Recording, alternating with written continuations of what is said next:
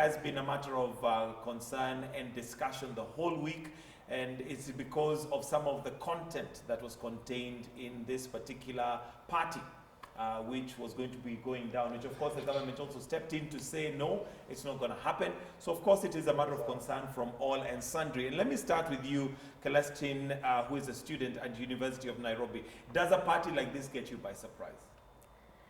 Not really, because most of the youth are aware of what's going on with their current issue about socializing. So that you find that most of them, they're aware about such activities. So when they get there actually, and in the process of socialization, different things happen. So we find that due to modern culture, the way most of the urban setting is set up, you find that most of the youths, when they get there and based majorly on the on how they socialize with other people, they engage themselves in moral decay activities. So in short, a party like this is something that happens frequently? Yeah, it happens frequently. But, okay, it's a good thing. That's what I can say, being a youth. Because we get involved in them, but what we do necessarily is what it matters for us. All right. Let me come to you, Bwana Joseph, and you, as a sociologist, is this a wind of change that should surprise us? Is this something that started a while ago? Is it something that is stoppable? Why are we so surprised by it? I think this has been caused by the steady decline of morals. And this is partly caused by the society, the Kenyan society today. Basically, when you look around, you realize that almost all social structures in this country have collapsed. And by social structures, I mean, when you look at the school, look at the family institution, look at the church, those are the social structures that are supposed to help equip us in terms of morals. But the society today in this country, you look at, for example, a family unit. A parent wakes up at 5 a.m. to beat the jam to get to work in good time. They have no time in the morning for the child. Then when they finish work at around 5 p.m., there is this strange obsession in Kenyans, weird obsession of papers. A parent finishes work at 5 p.m., gets onto an evening class that runs up to 9 o'clock. And there is no employer on earth who will employ you and create sufficient time so that you are able to be at the correct mindset to get to class. An employer has exhausted you all day, then you go to class again. That parent gets home at 9 p.m., and that's not a parent anymore. The parent in that fella has been removed. It's a robot working in that house. If a child mentions something to that parent, it will be received by a slap. So that kind of tension, because gets to the house at 9 o'clock, worried about waking up at 5 a.m. again. And that is the daily. So the duty of parenting has been relegated to the teacher. The teachers, on the other hand, unfortunately, there's so much pressure on their hands to produce results, to produce grades, such that they have no time to do parenting that has been negated by the parents. So they start drilling. It's a whole sort of thing. Yeah. So the social structures are not helping whatsoever, and that's why we have a steady decline of morals in this nation. Let me come to Rosalind Kigen, and you're a parenting coach. And one of the things that surprised me as we were discussing this with a friend who has very young people in the house is the disparity of information. The parents were shocked that this is happening. There was, what? How did this even start? And they always assume that it is not their children. It is the neighbor's children and the friend's children. Theirs are never, involved in this kind of thing. On the other hand, you have the children who are like, but why are these guys so surprised? This has been going on. And like Celestine has told us, these are things that actually happen. Why such a huge disparity in information between the parent and the child? In fact, I'm shocked that parents were shocked, personally. Project X, just that it was packaged well, it was well branded, and it was all in social media. And the interesting thing, parents got information even faster than their children at home. Because there's parents who are showing their children, we're getting this on our WhatsApp messages. So there's actually a big disconnect in terms of parent and child relationship. So Parents are assuming my child is waking up, going to school, Sunday I'm taking them to church. They have got no idea what is happening in that child's life, that child's private core life.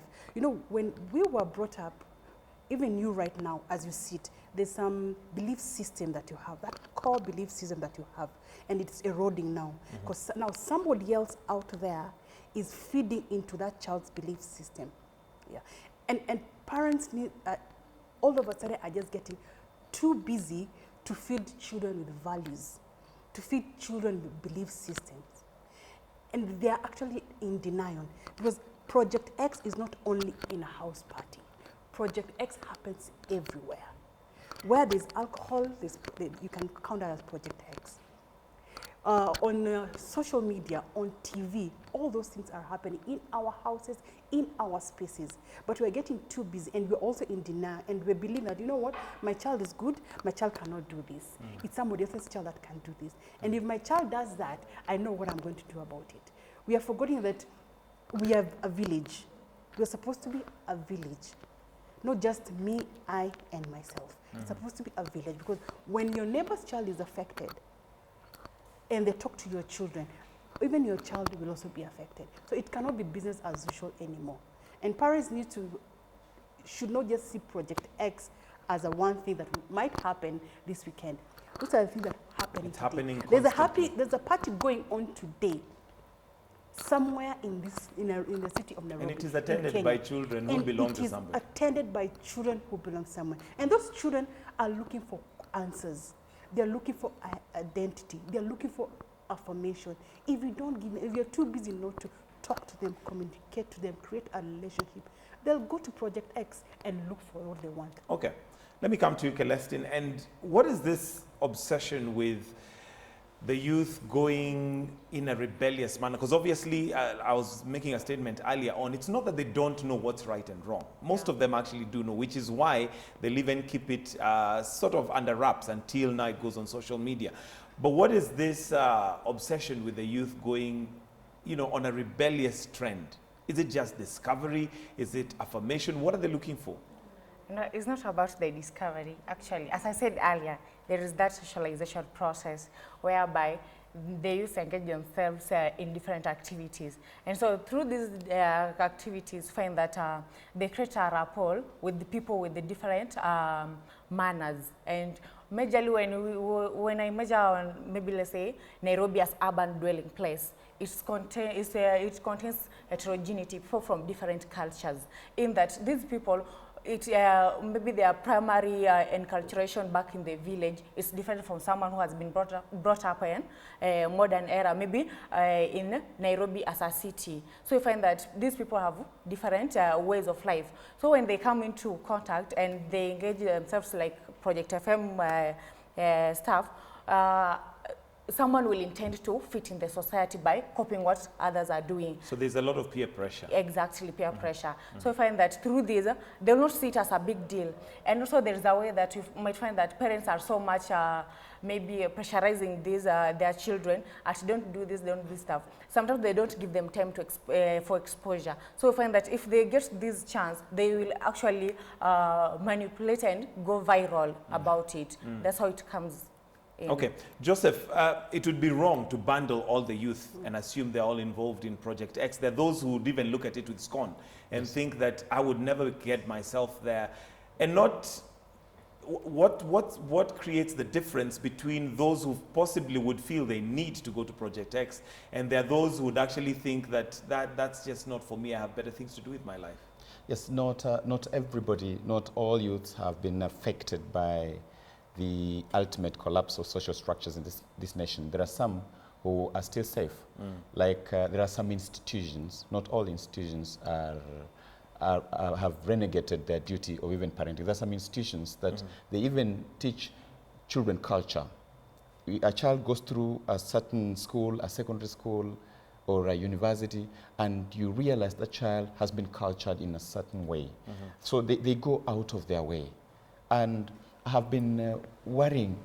My worry is the teacher's employer, for example, because the demands of life are so high on the parent to provide the day-to-day bread. that they do not have sufficient time with the children. Now the teacher's employer has pushed the teachers, they're forcing teachers to sign performance contracts. You know, you can't ask, this is interactive. Much of learning is done